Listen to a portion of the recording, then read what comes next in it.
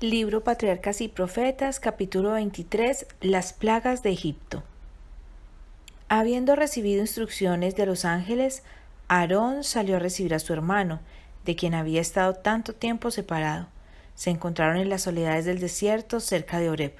Allí conversaron y contó Moisés a Aarón todas las palabras de Jehová que le enviaba y todas las señales que le había dado. Juntos hicieron el viaje a Egipto y habiendo llegado a la tierra de Gosén, procedieron a reunir a los ancianos de Israel. Aarón le explicó cómo Dios se había comunicado con Moisés y éste reveló al pueblo las señales que Dios le había dado. Y el pueblo creyó, oyendo que Jehová había visitado a los hijos de Israel y que había visto su aflicción, inclináronse y adoraron. A Moisés se le había dado también un mensaje para el rey. Los dos hermanos entraron en el palacio de Faraón como embajadores del Rey de Reyes, y hablaron en su nombre. Jehová, el Dios de Israel, dice así: Deja ir a mi pueblo, a celebrarme fiesta en el desierto. ¿Quién es Jehová para que yo oiga su voz?, preguntó el monarca, quien añadió: Yo no conozco a Jehová, ni tampoco dejaré ir a Israel. A esto contestaron ellos: El Dios de los hebreos nos ha encontrado. Iremos pues ahora camino de 3 días por el desierto, y sacrificaremos a Jehová nuestro Dios, porque no venga sobre nosotros con pestilencia o con espada. Ya el rey había oído hablar de ellos y del interés que estaban despertando entre el pueblo. Se encendió su ira y les dijo: Moisés y Aarón, ¿por qué hacéis cesar al pueblo de su obra? Idos a vuestros cargos. Ya el reino había sufrido una gran pérdida debido a la intervención de estos forasteros. Al pensar en ello añadió: He aquí el pueblo de la tierra es ahora mucho, y vosotros les hacéis cesar de sus cargos. En su servidumbre, los israelitas habían perdido hasta cierto punto el conocimiento de la ley de Dios y se habían apartado de sus preceptos. El sábado había sido despreciado por la generalidad y las exigencias de los comisarios de tributos habían hecho imposible su observancia. Pero Moisés había mostrado a su pueblo que la obediencia a Dios era la primera condición para su liberación, y los esfuerzos hechos para restaurar la observancia del sábado habían llegado a los oídos de sus opresores. El rey, muy airado, sospechaba que los israelitas tenían el propósito de rebelarse contra su servicio. El descontento era el resultado de la ociosidad. Trataría de que no tuviesen tiempo para dedicarlo a proyectos peligrosos. Inmediatamente dictó medidas para hacer más severa su servidumbre y aplastar el espíritu de independencia. El mismo día ordenó hacer aún más cruel y opresivo su trabajo. En aquel país, el material de construcción más común eran los ladrillos secados al sol. Las paredes de los mejores edificios se construían de este material y luego se recubrían de piedra, y la fabricación de los ladrillos requería un gran número de siervos. Como el barro se mezclaba con paja para que se adhiriera bien, se requerían grandes cantidades de este último elemento. El rey ordenó ahora que no se suministrara más paja, que los obreros debían buscarla ellos mismos, y esto exigiéndoseles que produjeran la misma cantidad de ladrillo. Esta orden causó gran consternación entre los israelitas por todos los ámbitos del país. Los comisarios egipcios habían nombrado a capataces hebreos para dirigir el trabajo del pueblo, y estos capataces eran responsables de la producción de los que estaban bajo su cuidado. Cuando la exigencia del rey se puso en vigor, el pueblo se diseminó por todo el país para recoger rastrojo en vez de paja, pero les fue imposible realizar la cantidad de trabajo acostumbrada. A causa del fracaso, los capataces hebreos fueron azotados cruelmente. Estos capataces creyeron que su opresión venía de sus comisarios y no del rey mismo, y se presentaron ante éste con sus quejas. Su protesta fue recibida por Faraón con un denuesto. Estáis ociosos, sí, ociosos, y por eso decís: vamos y sacrifiquemos a Jehová. Se les ordenó regresar a su trabajo con la declaración de que de ninguna manera se aligerarían sus cargas. Al volver encontraron a Moisés y a Aarón y clamaron ante ellos: Mire Jehová sobre vosotros y juzgue, pues habéis hecho heder nuestro olor delante de Faraón y de sus siervos, dándoles el cuchillo en las manos para que nos maten. Cuando Moisés oyó estos reproches se afligió mucho. Los sufrimientos del pueblo habían aumentado en gran manera. Por toda la tierra se elevó un grito de desesperación de ancianos y jóvenes, y todos se unieron para culparlo a él por el desastroso cambio de su condición. Con amargura de alma, Moisés exclamó a Dios: Señor, ¿por qué afliges a este pueblo? ¿Para qué me enviaste? Porque desde que yo vine a Faraón para hablarle en tu nombre, ha afligido a este pueblo, y tú tampoco has librado a tu pueblo. La contestación fue: ahora verás lo que yo haré a Faraón, porque con mano fuerte los ha de dejar ir, y con mano fuerte los ha de echar de su tierra. Otra vez le recordó el pacto hecho con sus padres y le aseguró que sería cumplido. Durante todos los años de servidumbre pasados en Egipto, había habido entre los israelitas algunos que se habían mantenido fieles a la adoración de Jehová. Estos se preocupaban profundamente cuando veían a sus hijos presenciar diariamente las abominaciones de los paganos y aún postrarse ante sus falsos dioses. En su dolor clamaban al Señor pidiéndole liberación del yugo egipcio para poder librarse de la influencia corruptora de la idolatría. No ocultaban su fe, sino que declaraban a los egipcios que el objeto de su adoración era el Hacedor del cielo y de la tierra, el único Dios verdadero y viviente, y repasaban las evidencias de su existencia y poder, desde la creación hasta los días de Jacob. Así tuvieron los egipcios oportunidad de conocer la religión de los hebreos, pero desdeñaron que sus esclavos los instruyeran y trataron de seducir a los adoradores de Dios prometiéndoles recompensas, y al fracasar esto empleaban las amenazas y crueldades. Los ancianos de Israel trataron de sostener la desfalleciente fe de sus hermanos, repitiéndole las promesas hechas a sus padres y las palabras proféticas con que, antes de su muerte, José predijo la liberación de su pueblo de Egipto. Algunos escucharon y creyeron, otros, mirando las circunstancias que los rodeaban, se negaron a tener esperanza. Los egipcios, al saber lo que pasaba entre sus siervos, se mofaron de sus esperanzas y desdeñosamente negaron el poder de su Dios. Le señalaron su situación de pueblo esclavo y dijeron burlonamente: si vuestro Dios es justo y misericordioso y posee más poder que los dioses de Egipto, ¿por qué no os libra? Los egipcios se jactaban de su propia situación, adoraban deidades que los israelitas llamaban dioses falsos, y no obstante eran una nación rica y poderosa. Afirmaban que sus dioses los habían bendecido con prosperidad y les habían dado a los israelitas como siervos, y se vanagloriaban de su poder de oprimir y destruir a los adoradores de Jehová. Faraón mismo se jactó de que el Dios de los hebreos no podía librarlos de su mano. Tales palabras destruyeron las esperanzas de muchos israelitas. Les parecía que su caso era como lo presentaban los egipcios. Es verdad que eran esclavos y habían de sufrir todo lo que sus crueles comisarios quisieran imponerles. Sus hijos habían sido apresados y muertos, y la vida misma les era una carga. No obstante, adoraban al Dios del cielo. Si Jehová estuviese sobre todos los otros dioses, ciertamente no permitiría que fueran siervos de los idólatras. Pero los que eran fieles comprendieron que por haberse apartado Israel de Dios y por su inclinación a casarse con idólatras y dejarse llevar a la idolatría, el Señor había permitido que llegaran a ser esclavos. Y confiadamente aseguraron a sus hermanos que Dios pronto rompería el yugo del opresor. Los hebreos habían esperado obtener su libertad sin ninguna prueba especial de su fe, sin penurias ni sufrimientos verdaderos, pero aún no estaban preparados para la liberación.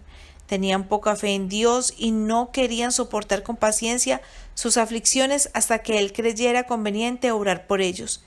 Muchos se conformaban con permanecer en la servidumbre antes que enfrentar las dificultades que acompañarían el traslado a una tierra extraña, y los hábitos de algunos se habían hecho tan parecidos a los de los egipcios que preferían vivir en Egipto. Por lo tanto, el Señor no los liberó mediante la primera manifestación de su poder ante Faraón. Rigió los acontecimientos para que se desarrollara más plenamente el espíritu tiránico del rey egipcio y para revelarse a su pueblo. Cuando vieran su justicia, su poder y su amor, elegirían dejar a Egipto y entregarse a su servicio. La tarea de Moisés habría sido mucho menos difícil de no haber sido que muchos israelitas se habían corrompido tanto que no querían abandonar Egipto. El Señor le indicó a Moisés que volviera ante el pueblo y le repitiera la promesa de la liberación, con nuevas garantías del favor divino. Hizo lo que se le mandó, pero ellos no quisieron prestarle atención. Dice la Escritura, mas ellos no escuchaban a causa de la congoja de espíritu y de la dura servidumbre. De nuevo llegó el mensaje divino a Moisés: entra y habla a Faraón, rey de Egipto, que deje ir de su tierra a los hijos de Israel. Desalentado contestó: he aquí los hijos de Israel no me escuchan, ¿cómo pues me escuchará Faraón? Se le dijo que llevara a Aarón consigo y que se presentara ante Faraón para pedir otra vez que deje ir de su tierra a los hijos de Israel. Se le dijo que el monarca no cedería hasta que Dios visitara con sus juicios a Egipto y sacara a Israel mediante una señalada manifestación de su poder. Antes de enviar cada plaga, Moisés había de describir su naturaleza y sus efectos, para que el rey se salvara de ellas si quería. Todo castigo despreciado sería seguido de uno más severo, hasta que su orgulloso corazón se humillara y reconociera al Hacedor del cielo y de la tierra como el Dios verdadero y viviente. El Señor iba a dar a los egipcios la oportunidad de ver cuán vana era la sabiduría de sus hombres fuertes, cuán débil el poder de sus dioses que se opondrían a los mandamientos de Jehová. Castigaría al pueblo egipcio por su idolatría y anularía las supuestas bendiciones que decían recibir de sus dioses inanimados. Dios glorificaría su propio nombre para que otras naciones oyeran de su poder y temblaran ante sus prodigios, y para que su pueblo se apartara de la idolatría y le tributara verdadera adoración.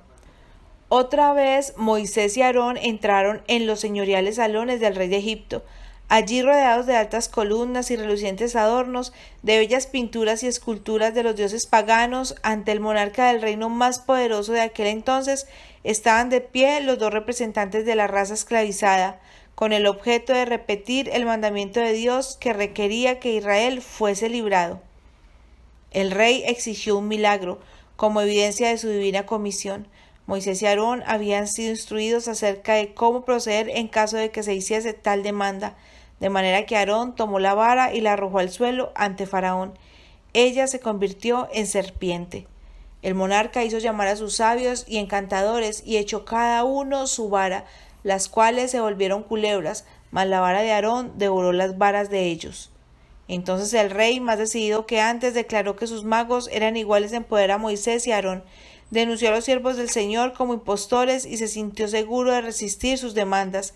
Sin embargo, aunque menospreció su mensaje, el poder divino le impidió que les hiciese daño. Fue la mano de Dios y no la influencia ni el poder de origen humano que poseyeran Moisés y Aarón lo que obró los milagros hechos ante Faraón. Aquellas señales y maravillas tenían el propósito de convencer a Faraón de que el gran Yo Soy había enviado a Moisés y que era deber del rey permitir a Israel que salieran para servir al Dios viviente. Los magos también hicieron señales y maravillas, pues no obraban por su propia habilidad solamente, sino mediante el poder de su Dios, Satanás, quien les ayudaba a falsificar la obra de Jehová. Los magos no convirtieron sus varas en verdaderas serpientes. Ayudados por el gran engañador, produjeron esa apariencia mediante la magia. Estaba más allá del poder de Satanás cambiar las varas en serpientes vivas. El príncipe del mal, aunque posee toda la sabiduría y el poder de un ángel caído, no puede crear o dar vida. Esta prerrogativa pertenece solo a Dios, pero Satanás hizo todo lo que estaba a su alcance, produjo una falsificación. Para la vista humana las varas se convirtieron en serpientes, así lo creyeron Faraón y su corte. Nada había en su apariencia que las distinguiese de la serpiente producida por Moisés. Aunque el Señor hizo que la serpiente verdadera se tragara a las falsas, Faraón no lo consideró como obra del poder de Dios, sino como resultado de una magia superior a la de sus siervos. Faraón deseaba justificar la terquedad que manifestaba al resistirse al divino mandato y buscó algún pretexto para menospreciar los milagros que Dios había hecho por medio de Moisés. Satanás le dio exactamente lo que quería. Mediante la obra que realizó por intermedio de los magos, hizo aparecer ante los egipcios a Moisés y Aarón como simples magos y hechiceros, y dio así a entender que su demanda no merecía el respeto debido al mensaje de un ser superior. En esta forma, la falsificación satánica logró su propósito, envalentonó a los egipcios en su rebelión y provocó el endurecimiento del corazón de Faraón contra la convicción del Espíritu Santo. Satanás también esperaba turbar la fe de Moisés y de Aarón en el origen divino de su misión, a fin de que sus propios instrumentos prevaleciesen. No quería que los hijos de Israel fuesen libertados de su servidumbre para servir al Dios viviente. Pero el príncipe del mal tenía todavía un objeto más profundo al hacer sus maravillas por medio de los magos. Él sabía muy bien que Moisés, al romper el yugo de la servidumbre de los hijos de Israel, prefiguraba a Cristo, quien había de quitar el yugo del pecado de sobre la familia humana.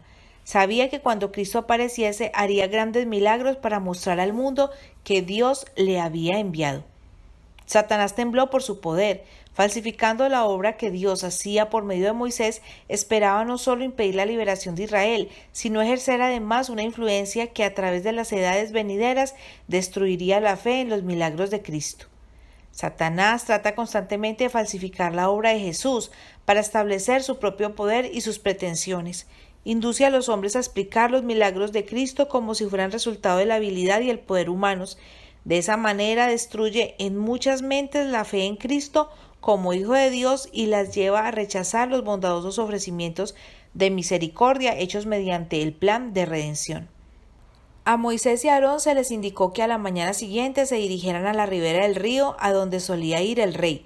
Como las crecientes del Nilo eran la fuente del alimento y la riqueza de todo Egipto, se adoraba a este río como a un dios, y el monarca iba allá diariamente a cumplir sus devociones. En ese lugar los dos hermanos le repitieron su mensaje y después, alargando la vara, hirieron el agua. La sagrada corriente se convirtió en sangre, los peces murieron y el río se tornó hediondo. El agua que estaba en las casas y la provisión que se guardaba en las cisternas también se transformó en sangre. Pero los encantadores de Egipto hicieron lo mismo, y tornando Faraón volvióse a su casa y no puso su corazón aún en esto. La plaga duró 7 días, pero sin efecto alguno. Nuevamente se alzó la vara sobre las aguas, y del río salieron ranas que se esparcieron por toda la tierra. Invadieron las casas donde tomaron posesión de las alcobas y aun de los hornos y las artesas. Este animal era considerado por los egipcios como sagrado y no querían destruirlo, pero las viscosas ranas se volvieron intolerables. Pululaban hasta en el palacio de Faraón, y el rey estaba impaciente por alejarlas de allí. Los magos habían aparentado producir ranas, pero no pudieron quitarlas. Al verlo, Faraón fue humillado. Llamó a Moisés y a Aarón y dijo: «Orad a Jehová que quite las ranas de mí y de mi pueblo, y dejaré ir al pueblo para que sacrifique a Jehová». Luego de recordar al rey su jactancia anterior, le pidieron que designara el tiempo en que debieran orar para que desapareciera la plaga. Faraón designó el día siguiente, con la secreta esperanza de que en el intervalo las ranas desapareciesen por sí solas, librándolo de esa manera de la amarga humillación de someterse al Dios de Israel. La plaga, sin embargo, continuó hasta el tiempo señalado, en el cual en todo Egipto murieron las ranas, pero permanecieron sus cuerpos putrefactos corrompiendo la atmósfera. El Señor pudo haber convertido las ranas en polvo en un momento, pero no lo hizo. No fuese que una vez eliminadas, el rey y su pueblo dijeran que había sido el resultado de hechicerías y encantamientos como los que hacían los magos. Cuando las ranas murieron, fueron juntadas en montones. Con esto el rey y todo Egipto tuvieron una evidencia que su buena filosofía no podía contradecir. Vieron que esto no era obra de magia, sino un castigo enviado por el Dios del cielo. Y viendo Faraón que le habían dado reposo, agravó su corazón. Entonces, en virtud del mandamiento de Dios, Aarón alargó la mano y el polvo de la tierra se convirtió en piojos por todos los ámbitos de Egipto. Faraón llamó a sus magos para que hiciesen lo mismo, pero no pudieron. La obra de Dios se manifestó entonces superior a la de Satanás. Los magos mismos reconocieron: dedo de Dios es este. Pero el rey aún permaneció inconmovible. Las súplicas y amonestaciones no tuvieron ningún efecto, y se impuso otro castigo. Se predijo la fecha en que había de suceder para que no se dijera que había acontecido por casualidad. Las moscas llenaron las casas y lo invadieron todo, y la tierra fue corrompida a causa de ellas. Estas moscas eran grandes y venenosas, y sus picaduras eran muy dolorosas para hombres y animales. Como se había pronosticado, esta plaga no se extendió a la tierra de Gosén. Faraón ofreció entonces permitir a los israelitas que hiciesen sacrificios en Egipto, pero ellos se negaron a aceptar tales condiciones. No conviene, dijo Moisés, que hagamos así, porque sacrificaríamos a Jehová nuestro Dios la abominación de los egipcios. He aquí, si sacrificáramos la abominación de los egipcios delante de ellos, ¿no nos apedrearían? Los animales que los hebreos tendrían que sacrificar eran considerados sagrados por los egipcios, y era tal la reverencia en que los tenían que aún el matar a uno accidentalmente era crimen punible de muerte. Sería imposible para los hebreos adorar en Egipto sin ofender a sus amos. Moisés volvió a pedir al monarca que se le permitiese internarse 3 días de camino en el desierto. El rey consintió y rogó a los siervos de Dios que implorasen que la plaga fuese quitada.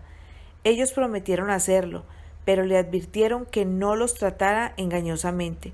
Se detuvo la plaga, pero el corazón del rey se había endurecido por la rebelión perspicaz y todavía se negó a ceder. Siguió un golpe más terrible.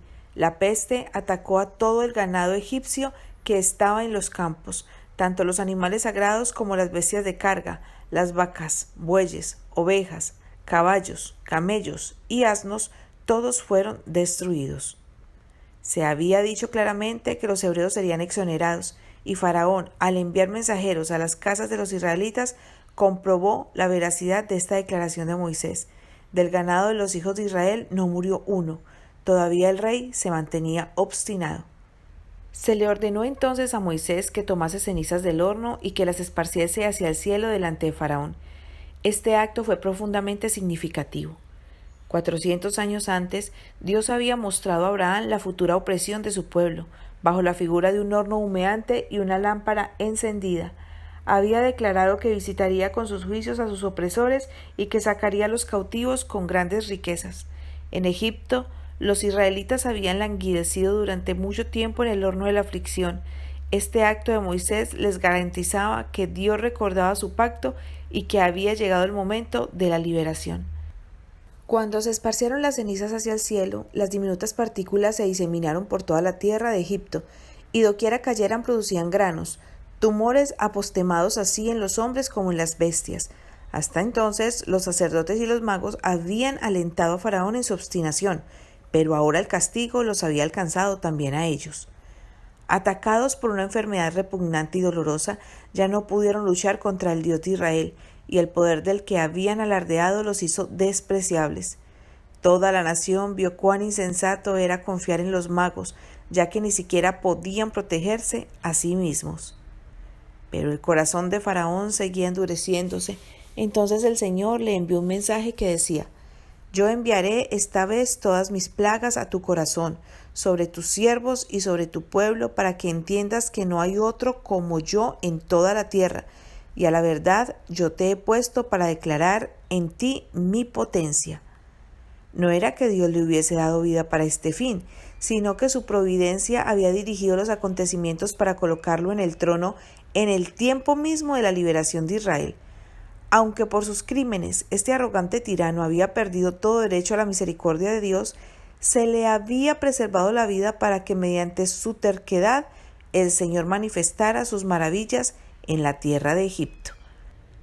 La disposición de los acontecimientos depende de la providencia de Dios. Él pudo haber colocado en el trono a un rey más misericordioso, que no hubiera osado resistir las poderosas manifestaciones del poder divino. Pero en este caso los propósitos del Señor no se hubieran cumplido. Permitió que su pueblo experimentara la terrible crueldad de los egipcios, para que no fuesen engañados por la degradante influencia de la idolatría. En su trato con Faraón, el Señor manifestó su odio por la idolatría y su firme decisión de castigar la crueldad y la opresión. Dios había declarado tocante a Faraón: «Yo empero endureceré su corazón, de modo que no dejará ir al pueblo». No fue ejercido un poder sobrenatural para endurecer el corazón del rey. Dios dio a Faraón las evidencias más notables de su divino poder, pero el monarca se negó obstinadamente a aceptar la luz.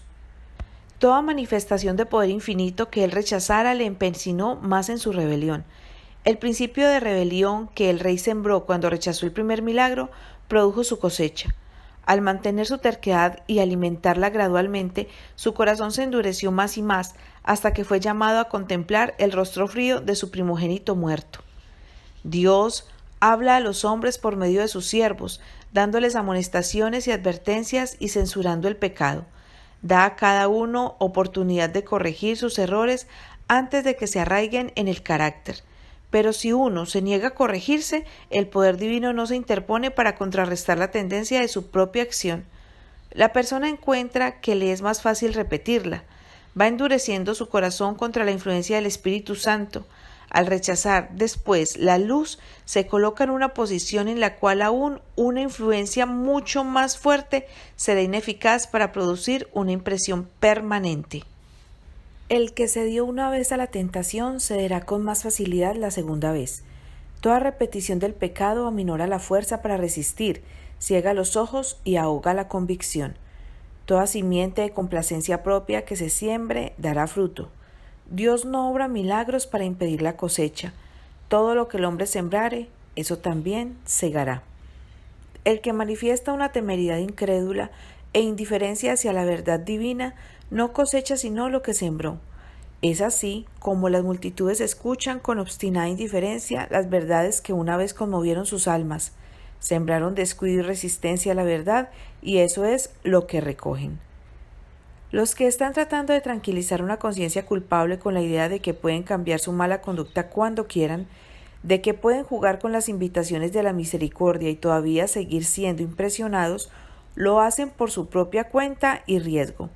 Ponen toda su influencia del lado del gran rebelde y creen que en un momento de suma necesidad, cuando el peligro los rodee, podrán cambiar de jefe sin dificultad, pero esto no puede realizarse tan fácilmente.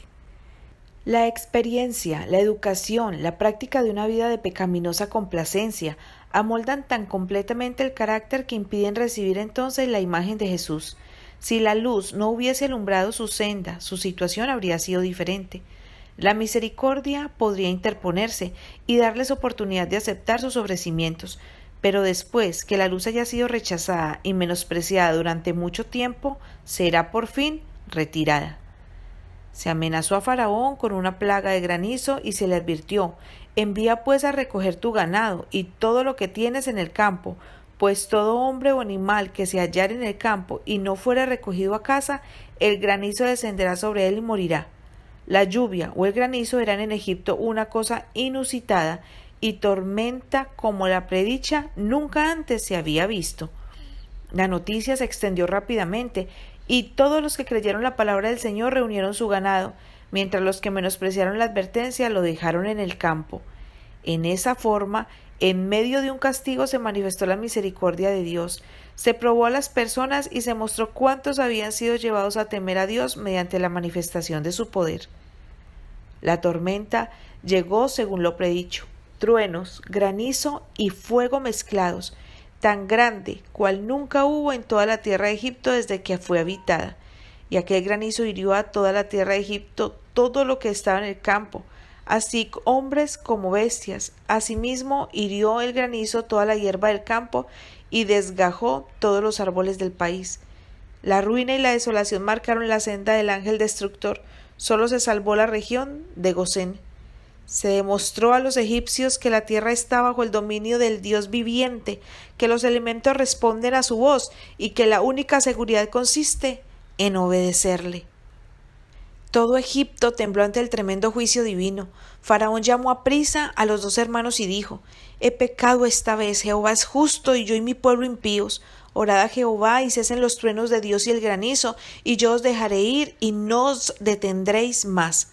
Moisés contestó: en saliendo yo de la ciudad extenderé mis manos a Jehová y los truenos cesarán y no habrá más granizo, para que sepas que de Jehová es la tierra. Mas yo sé que ni tú ni tus siervos temeréis todavía la presencia del Dios Jehová. Moisés sabía que la lucha aún no había terminado.